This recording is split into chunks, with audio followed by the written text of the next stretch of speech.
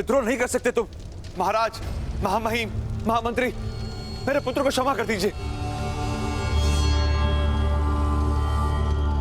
इसने विद्रोह किया है महाराज, इसे दंड मिलना चाहिए, मृत्यु दंड। इस सूत के बालक को मृत्यु दंड दीजिए। मृत्यु दंड दीजिए, मृत्यु दंड दीजिए, मृत्यु दंड दीजिए, मृत्यु दंड दीजिए, मृत्यु दंड दीजिए, मृत्यु दंड, मृत्यु दंड दीजिए, मृत्यु दंड दीजिए, मृत्यु दंड दीजिए, मृत्यु दंड दीजिए, मृत्यु दंड दीजिए, मृत्यु दंड, मृत्यु दंड दीजिए, मृत्यु दंड दीजिए। किसी में शक्ति हो तो दीजिए मृत्यु दंड।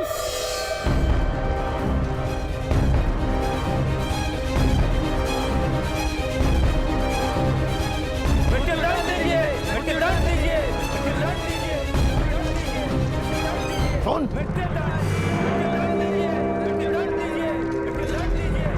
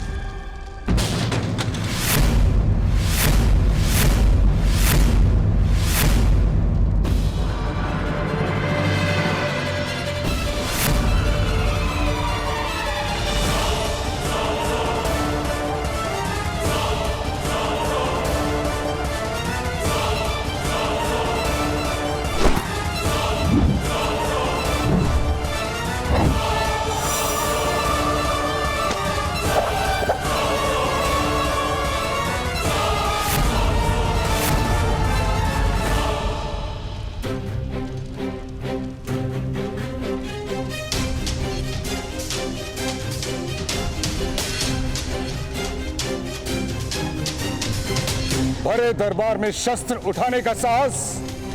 यदि आज तुम्हें क्षमा कर दिया तो कल ये कोई और करेगा इस राज्यसभा में।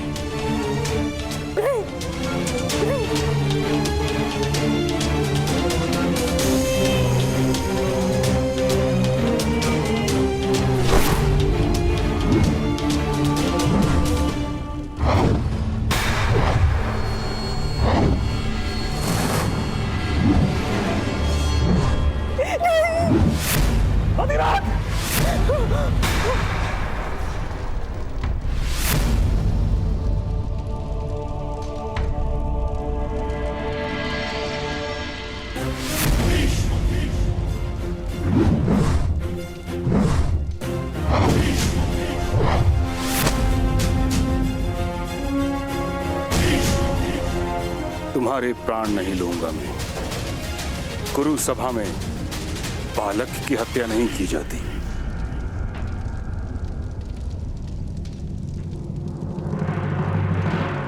अधिरथ, तुम्हारे पुत्र ने राज्यसभा में विद्रोह किया है।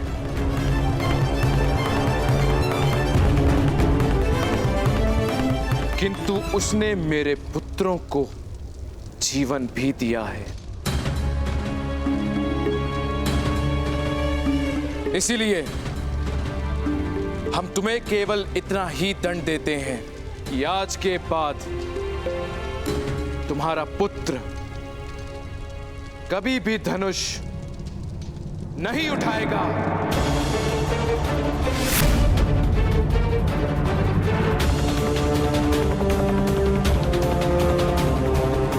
सूतों के लिए बनी परंपरा का वहन करेगा, और यदि ऐसा नहीं हुआ तो तुम स्वयं अपने पुत्र को हस्तिनापुर और कुरु राष्ट्र से निष्कासित कर दोगे।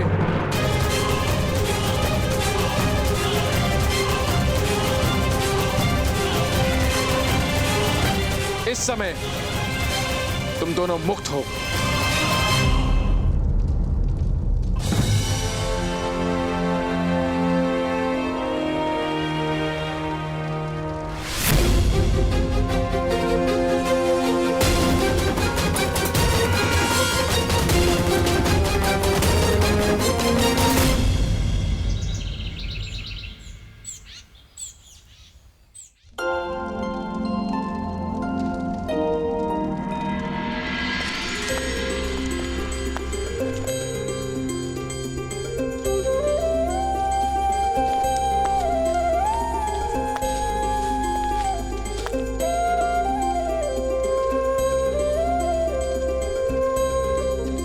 माता, मैं आरती करूं?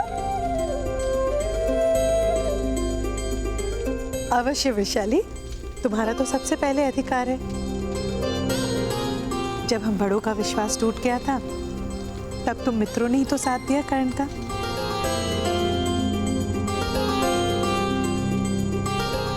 ये लो।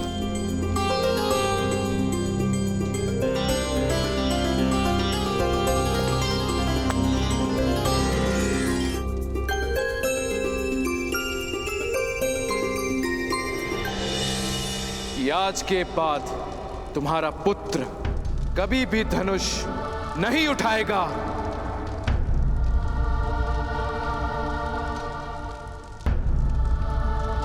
कर्ण, आज से तुम यहाँ के सेनापति और मैं तुम्हारी सैनिक।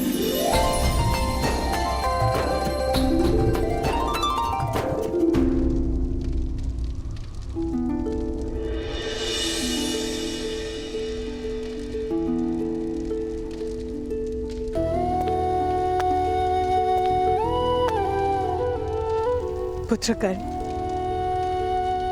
मुझे क्षमा कर देना।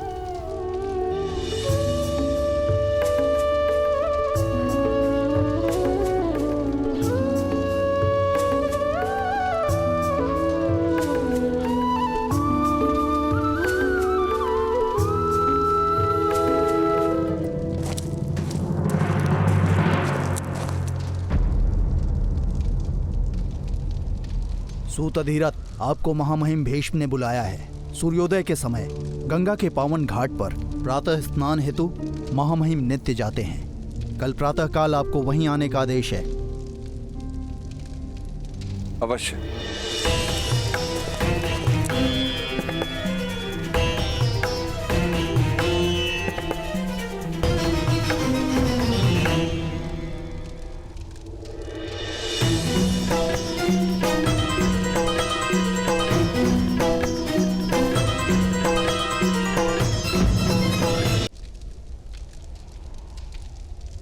चलो पुत्र, अब आनंद और विश्राम का समय।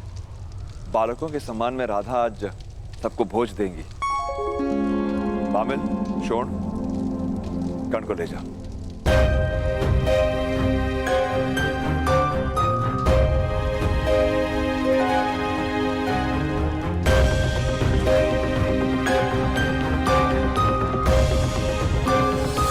कर्ण का दुख आज अनन्य है अधिरथ। जानता हूं भ्रातर्षि, जानता हूं। शाख के जिस स्थान से फूल तोड़ा जाता है, उस स्थान से पत्ता या फूल कभी उग नहीं पाता। आज तक बहुतों ने कर्ण से उसका धनुष छीना था, किंतु गुरु सुबह ने उससे उसकी आशा छीन ली। धनुष पे उसका अधिकार ही नहीं, उसका सुख भी उसी में है। और दुखदायक सत्य तो यह है कि कर्ण कभी धनुष उठा नहीं पाएगा।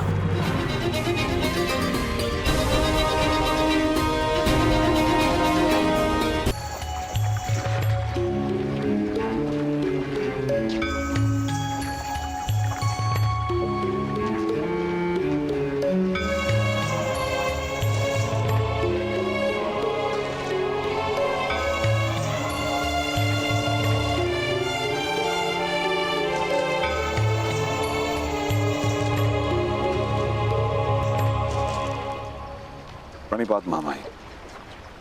कल्याण हो। क्या कार्य करते हो? अभी अभी हसनापुर आए, अभी कोई कार्य आरंभ नहीं किया। मैं तुम्हें अपने सारथी के रूप में नियुक्त करता हूं।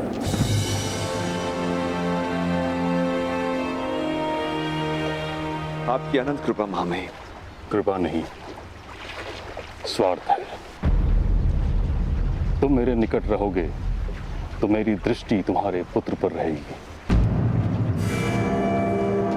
उस जैसा तेजस्वी और ऊर्जावान बालक मैंने संसार में नहीं देखा।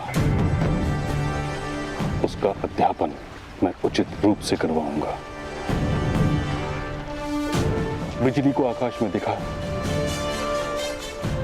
उसकी कोई दिशा नहीं होती, उस पर कोई अंकुश नहीं होता। कुछ ही क्षण के लिए प्रकट होती है और फिर लुप्त हो जाती है। जिस पर गिरती है उसे नष्ट कर देती है। मेरी इच्छा है कि तुम्हारा पुत्र एक महान सारथी बने, ताकि समस्त सूत समाज का मार्गदर्शन करे। बिजली की भांति उसका सामर्थ्य छिन्न भिन्न न हो जाए।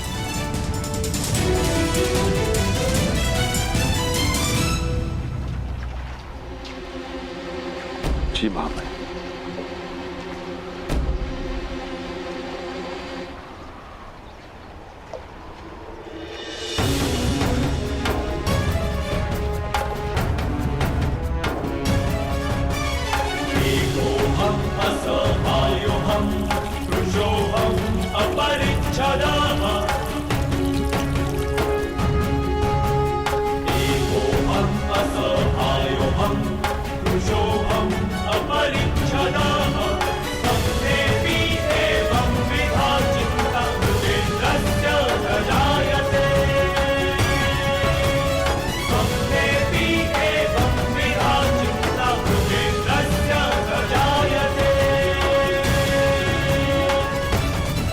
बिजली की भांति दिशाहीन नहीं हूं, मनुष्य हूं। मुझे जहां विनाश करना होगा मैं वहीं गिरूंगा। आपकी इच्छा थी ना कि मेरा सामर्थ्य चिन्ह भिन्न हो, तो लीजिए।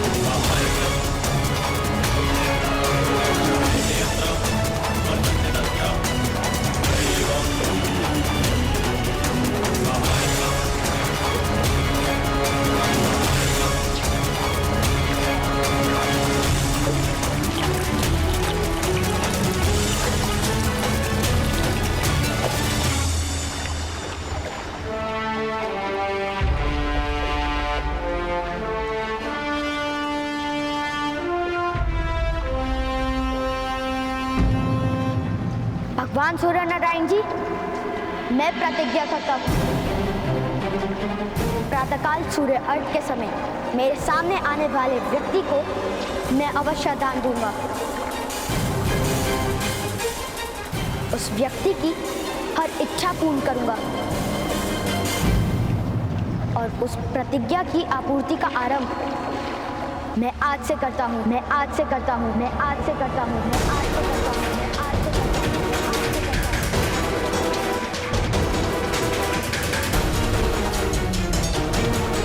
महामहिम भीष्म को दान देकर, दान देकर, दान देकर, दान देकर,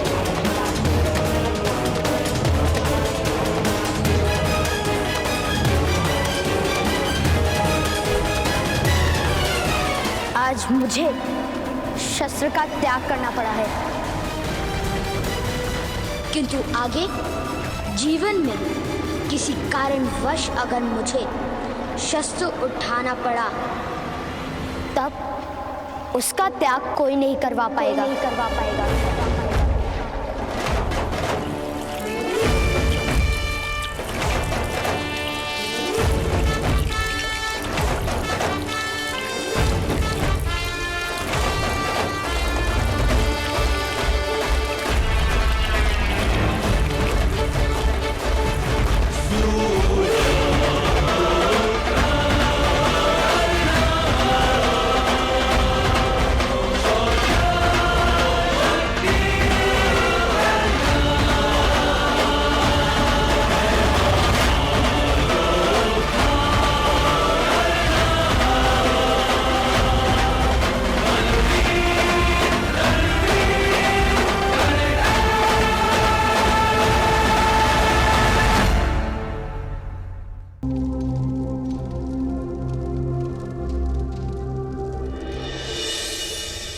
ठहरो सूत अधिरथ।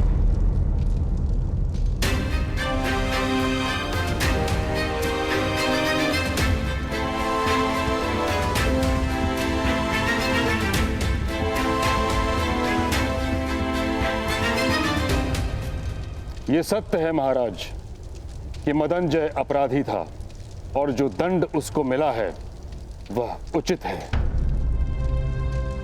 सत्य है कि इस बालक ने राज परिवार पर उपकार किया है।